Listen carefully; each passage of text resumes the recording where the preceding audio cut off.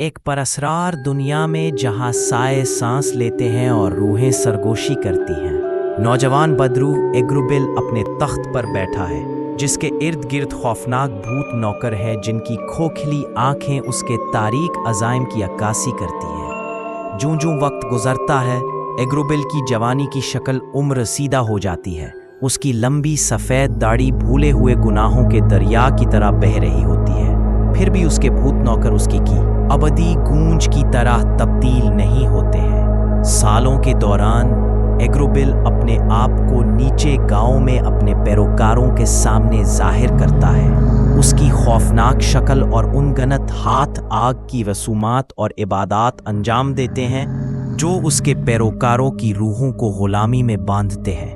اوبروگلی ایک شکل بدلنے والا بھوت ایک خالی جگہ میں چھپا ہوا ہے، جس کی موجودگی اکیلے راہگیروں کو پاگل پن کی طرف دھکیل رہی ہے۔ اس کی سلطنت کے کنارے پر گروسبوس نامی ایک شیطان یہ مالک رہتا ہے، جس کی لعنتی زبان رات کی گہرائیوں میں ایک مہلک سانپ میں تبدیل ہو جاتی ہے اور بے چین روحوں کو کھا جاتی ہے، جب تک کہ گروسبوس اپنی طاقت کو کنٹرول کرنے کے لیے مداخلت نہیں کرتا۔ ایک مضمون معاہدے کے تحت وہ ایک افریقی قبائلی سردار کے ساتھ اتحاد کرتا ہے، جو سانپ کو خوش کرنے کے لیے انسانی قربانیاں فراہم کرتا ہے۔ اس کے بدلے میں گروسبوس اپنے من سے بہنے والے سیاہ سیال سے مٹی کو بھرنے کے لیے زہر دیتا ہے۔ جب بھی وہ ایسا کرتا ہے تو اس پر سب سے زیادہ لعنتی شگون نازل ہوتا ہے۔ مل کر وہ ویران زمینوں پر حکمرانی کرتے ہیں۔ ان کا بندھن زمین کے لیے تباہی کی ایک عجیب و غریب کہانی ہے۔ ان کی حکمرانی کو اس وقت خطرہ لاحق ہوتا ہے جب ایگروبیل اپنے پروں والے نوکروں کو گروسبوس کے تسلط پر حملہ کرنے کا حکم دیتا ہے۔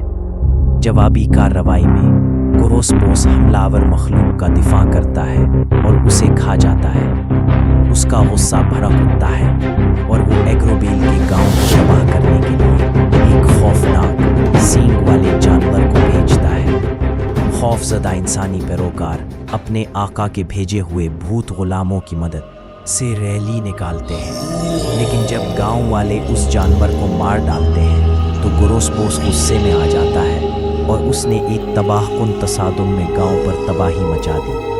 ایک طرف ایگروبیل اور گروسبوس کے درمیان لڑائی جاری ہے، لیکن ایک دور دراز علاقے میں زومبی جیسے گوشت اور ریزر جیسے تیز ناخنوں کے ساتھ ایک ڈھانچہ نما مجسمہ انڈر ورلڈ کے تباہ شدہ کھنڈرات سے اٹھتا ہے۔ اس کی نظریں ایک خوفزدہ خوبصورت شہزادی پر جمی ہوئی ہے، جسے یہ مجسمہ اپنے برے آقا کے لیے اغوا کر لیتا ہے اور اسے کھائی میں گھسیٹتا ہے، جہاں اسے زبردستی رقص کرنے پر مجبور کیا جاتا ہے۔ اب وہ ایک روحانی قلعے کی بالکنی پر کھڑی ہے، جس کی حفاظت ہڈیوں کے بھوتوں نے کی ہے، اور وہ شیطانی آقا کے بھوتوں کے بھوت قلعے میں پھنسی ہوئی ہے۔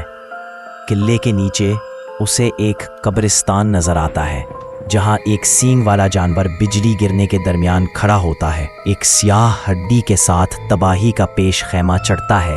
اس کی چمکتی ہوئی آنکھیں خالی خالی جگہ کو چھو رہی ہیں۔ قریب ہی اس کی سڑتی ہوئی جلد میں ایک کیڑے جیسا شیطان چھپا ہوا ہے، جبکہ آکٹوپس کے سر والا ایک شیطانی وجود خوفناک سکون میں مراقبہ کر رہا ہے، جس میں روشن خیالی کی مسخ شدہ پیروڈی شامل ہے۔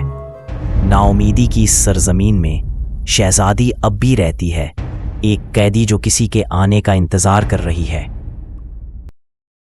مگر جلد ہی امید کی ایک کرن ابھر کر سامنے آتی ہے۔ جیسے ہی ہیرو اسے بچانے کی کوشش کرتا ہے، قلعہ برے آقا کے غضب سے کانپ اٹھتا ہے۔